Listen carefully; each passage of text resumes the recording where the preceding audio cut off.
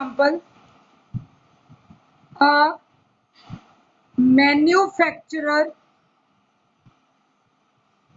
can sell petrol.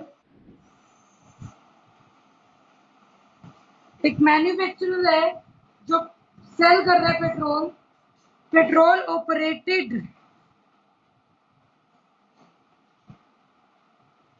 X items at a price of X items at a price of rupees 5 minus X by 100. ये given है each. The cost price of X items is X by 5 plus 500 rupees.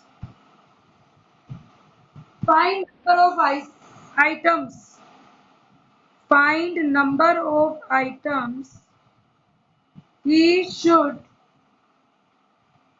sell to earn maximum profit.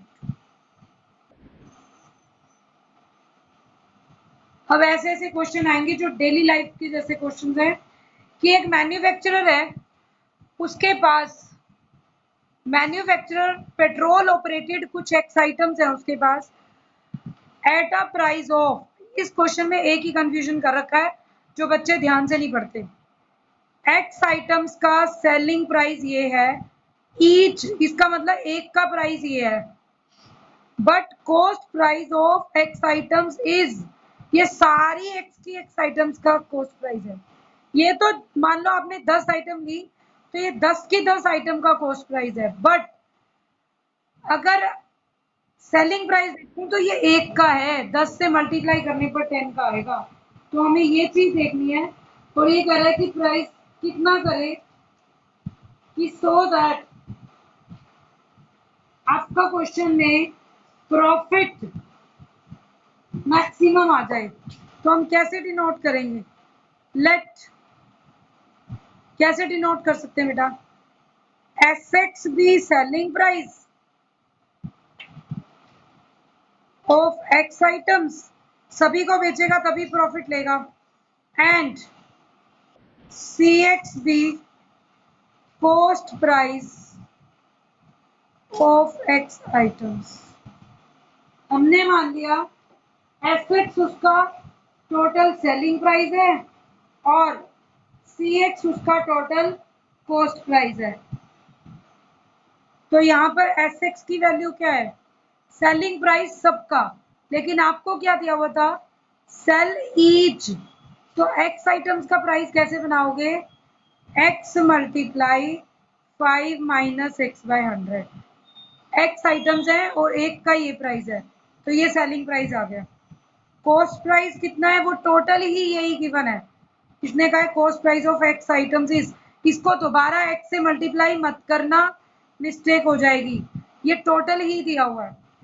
Now let P x be the profit function, हमने इसको profit function ले लिया। Profit हमेशा क्या होता है, नेचुरल सी बात है, सेलिंग प्राइस ज्यादा होगा अगर कॉस्ट प्राइस से तो प्रॉफिट है। जब उसने प्रॉफिट लिख दिया तो आप खुद ही सेलिंग माइनस कॉस्ट करेंगे, अब इसमें तो पता नहीं चल रहा कौन ग्रेटर है कौन स्मॉलर है। तो x into 5 minus x by 100 minus x by minus 500, इसको सॉल्व कर लीजिए, x ओपन कर दीजिए, 5x minus x square by 100 minus x by 5 minus 500, ये बनेगा 5 5 जा 25x माइनस एक्स, तो 24x bye 5।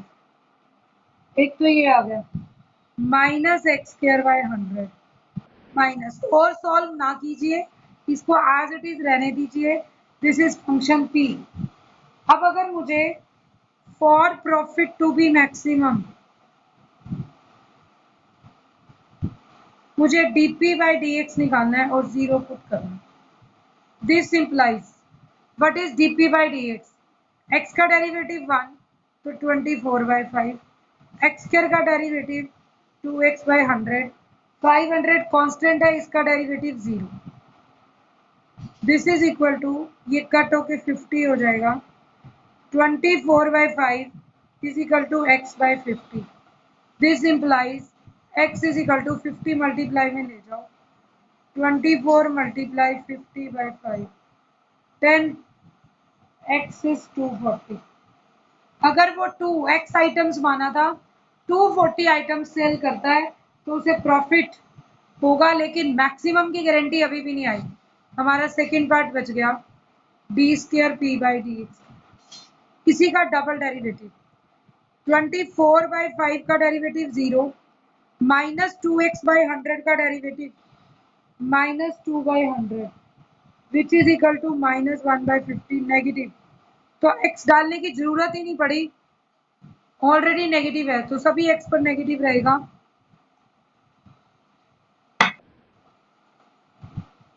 -1/50 is less than 0, तो मैक्सिमम।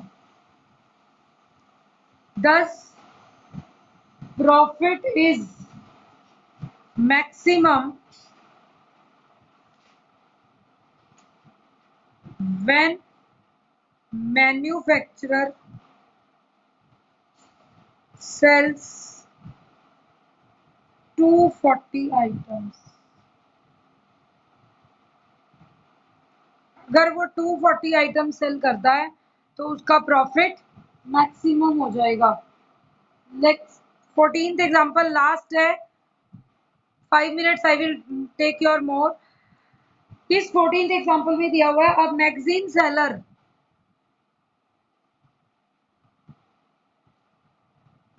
सेलर है, उसके पास 500 सब्सक्राइबर्स हैं।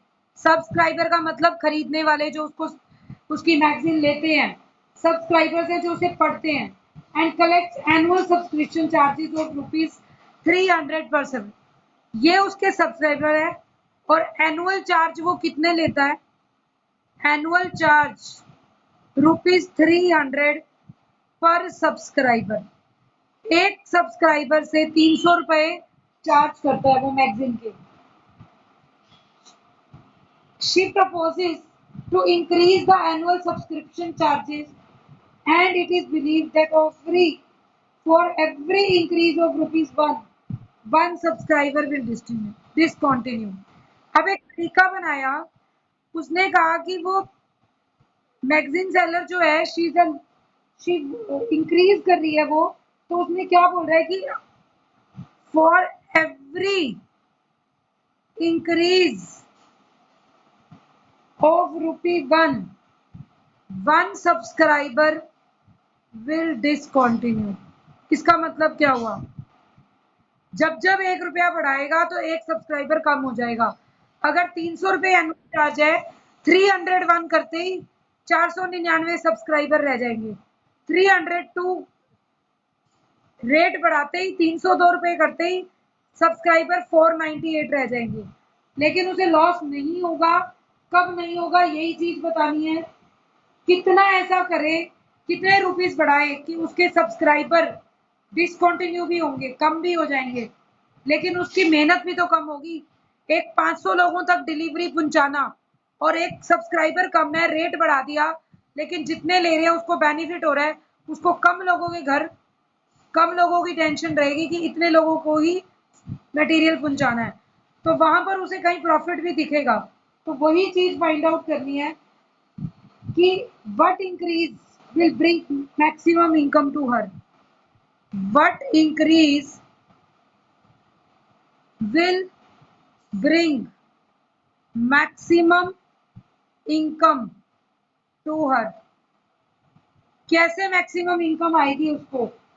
तो लेट इंक्रीज इज सॉल्यूशन का बेस बता रही हूँ, बस हिंट आपके लिए। Let increase in annual subscription charges में हमने मान लिया ₹X का इंक्रीज कर दिया। अगर इंक्रीज X हो गया तो डिक्रीज इन सब्सक्राइबर कितना होगा? 5X। एक्स रुपीज इंक्रीज किए तो सब्सक्राइबर भी एक्स डिक्रीज हो जाएंगे। तो अब इनकम को अगर आई मान लें, जिसको मैक्सिमाइज करना हो, तो इनकम कैसे होती है? सब्सक्राइबर कितने बच गए? 500 माइनस एक्स, और इनकम कितनी बढ़ गई? 300 पर सब्सक्राइबर थे, तो ये आपकी इनकम हो गई। अब नेट क्यों? एक सब्सक्राइबर 300 प्लस एक्स रुपीज आपको देगा और सब्सक्राइबर रह गए 500 माइनस एक्स, तो ये इक्वेशन बन गई 5 3 15 माइनस 300x प्लस 500x, तो 500 minus 300 plus 200x minus x square, ये आपकी इक्वेशन आ जाएगी। और जब डी बाई डी एक्स करोगे तो 200 ये कट जाएगा, 200x का डेरिवेटिव 200 माइनस 2x, और फर्स्ट डेरिवेटिव 0 रखोगे तो आपके पास टर्म क्या आएगी? 200 minus 2x equal to 0, x is 100 subscriber कम करते ही और 100 रुपीज रेट बढ़ाते ही 400 की मैगजीन कर दी, 400 सब्सक्राइबर रह गए, उसको मैक्सिमम प्रॉफिट होगा और उसकी इनकम बढ़ जाएगी मैक्सिमम। तो क्या करना चाहिए उसे? ₹100 इंक्रीज करने चाहिए। तो ये आज का टॉपिक था कि हम कैसे इंक्रीज करेंगे अमाउंट। 100 रुपीज अमाउंट इंक्रीज करने के बाद आपका ये सब्सक्राइबर भी कम हो गए, 400 लोगों तक सामान पहुंचाना पड़ेगा और प्रॉफिट मैक्सिमम हो गया। पहले कितना प्रॉफिट हो रहा था? 1,50,000, लेकिन अगर 400 कस्टमर है, 400 मल्टीप्लाई 400, तो आपके आ जाएगा 1,60,000। तो फायदा तो उसको तब हो गया। तो इट मीन्स हम यही चीज देखना चाहते थे कि कहां पर डिक्रीज करें। तो आप स्टेटमेंट फॉर्म कीजिए, आपका आंसर ऑटोमेटिकली आ जाएगा बाय फॉर्मूला।